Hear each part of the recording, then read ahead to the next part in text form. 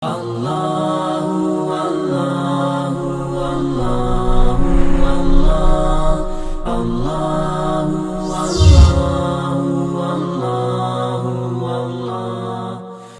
Jadi sedikit banyak nasib kita di akhirat itu akan ditentukan oleh kualitas keluarga kita. Saya waktu itu pernah ngisi pengajian, kalau di Solo itu ada namanya Tawangmangu.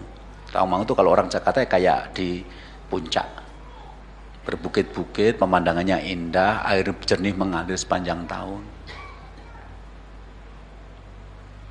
Sama waktu itu kajiannya sore sekitar jam 4 mulai, tapi saya dijemput panitia sampai ke situ sebelum asar.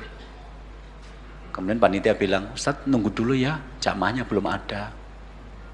Kalau itu persis dengan yang di sini tadi gitu loh. Nah, akhirnya saya transit di satu tempat, ada makanan, ada minuman, silahkan menikmati. Oke. Saya lihat sekeliling, rumahnya bagus, mobilnya bagus, pemandangannya bagus. Jadi depan rumah itu ada jalan sekitar 2 meter, sebelah kiri dan sebelah kanannya setengah meter itu tanah. Nah ini rumah, jalan, setelah jalan itu adalah perkebunan sayur. Nah setelah kebunan sayur itu di ujung sana ada sungai kecil yang airnya jernih mengalir sepanjang tahun. Dan setelah sungai itu ada bukit dengan pohon pinus. Udaranya seger, pemandangannya seger, rumahnya bagus. Saya pengen kalau nanti tua tinggal di tempat seperti itu, daripada Bekasi yang rame dan sungainya bau. Siapa yang tidak ingin tinggal seperti itu? Saya nanya sama bapak ini, "Bapak kerja apa?" "Nggak kerja Ustaz." "Mosok nggak kerja?" "Nggak bisa lah punya rumah sebagus ini, mobil sebagus itu, nggak punya penghasilan." "Oh gini Ustaz, dulu waktu saya masih muda, saya pernah menjadi transmigran ke Kalimantan. Dapat beberapa hektar tanah dari pemerintah, kemudian saya rubah menjadi perkebunan kelapa sawit. Alhamdulillah Ustaz, berhasil." Nah setelah berhasil saya pulang ke Solo. Di sana ditunggu sama adik saya. Ya udah, nanti setiap bulan saya ditransfer sama adik saya, itu yang saya pakai untuk biaya operasional. Kalau boleh tahu Pak, berapa transfernya adik? Nggak banyak sih Ustadz, cuma 10 jutaan. Memang untuk ukuran kelapa sawit itu nggak banyak, tapi ukuran di Solo yang waktu itu nasi satu bungkus masih 500 rupiah, banyak itu. Ya, saya waktu zaman-zaman itu masih, kalau pas pergi dari luar kota kayak gini sampai ke rumah, istri saya nggak masak.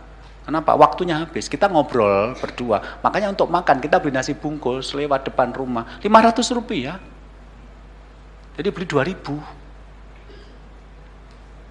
Yang 1000-an ada dagingnya sedikit, yang 500-an 2. Istri saya makan 1, saya makan 1 yang 1000, 1 yang 500. Udah kita ngobrol. Saya kalau cerita kayak gini orang-orang nggak percaya, tapi kalau Anda pernah tinggal di Solo saya yakin ngerti. Coba, habis sholat subuh dikir, agak siang sedikit sholat duha, habis itu jalan, kemudian datang ke pengajian karena lokasinya di sekitar Pondok Pesantren Isykarima, sering ada pengajian di sana. Habis pengajian jalan, dah makan soto seger, soto panas, tapi pulang ke rumah nunggu sampai duhur. Habis sholat duhur, kemudian ya acara keluarga sampai ngasar. Tanggal 1, tanggal 2, tanggal 3, sampai tanggal 30, tiba-tiba tanggal 1 lagi, rekeningnya sudah tambah 10 juta. Padahal yang bulan kemarin masih 9.999. Ya Allah, hidup kok seperti ini nikmatnya. Tapi ketika saya membaca hadis ini, idza mata al-insanu inqata anhu amalu illa min thalatha. Jika manusia itu mati, maka terputuslah amalnya. Artinya kalau kita mati berarti nyawa kita sudah dicabut oleh Allah dan kita tidak bisa bergerak. Dan karena kita tidak bisa bergerak berarti tidak ada aktivitas yang bisa dilakukan. Dan kalau tidak ada aktivitas berarti tidak ada pahala yang bisa kita persembahkan. Illa min thalatha, kecuali dari 3 hal. Jadi kalau kita dalam hidup pernah melakukan 3 hal ini, meskipun kita sudah mati dan tidak melakukan amal soleh lagi, kita tetap mendapatkan pahalanya terus. 1, sedekah jariyah. 2, ilmun yuntafa'u bihi, ilmu yang memberi manfaat bagi orang lain. Yang ketiga, waladin solehnya yad'ulah, anak soleh yang mendoakan orang tua. Ketika saya memahami hadis ini, ya Allah, itu jauh lebih baik daripada perkebunan kelapa sawit itu. Kenapa? Karena saya pernah ngisi di perkebunan kelapa sawit di Okui, di Riau sana. Itu ternyata kelapa sawit itu begitu ditanam, nggak bisa langsung panen. Panennya sekitar 7-8 tahun baru panen. Itu nanti kalau sudah usia 25 tahun, ya tetap harus diganti dengan yang baru, karena sudah nggak produktif. Berarti ada jeda. Sementara anak soleh yang mendoakan orang tua itu nggak ada jedanya. Tapi dari mana anak soleh mendoakan orang tua kecuali dari keluarga yang sakinah? Anak yang nggak pernah sholat gimana bisa mendoakan orang tua? Mendoakan dirinya sendiri aja nggak bisa. Sekalinya berdoa malah mudah-mudahan orang tuanya cepat mati agar warisannya cepat dibagi gitu loh. Jadi sekarang kita simpulkan dulu, keluarga sakinah itu penting banget. Sekali lagi bukan karena saya yang menyampaikan materi keluarga. Ini betul-betul menentukan kualitas kita loh. Saya bertemu dengan orang yang sukses. Kerja di salah satu perbankan ternama, mobil jangan ditanya, rumah jangan ditanya.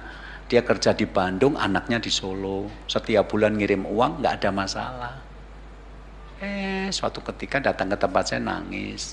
Kenapa Pak? Anak saya menghamili pacarnya Ustaz.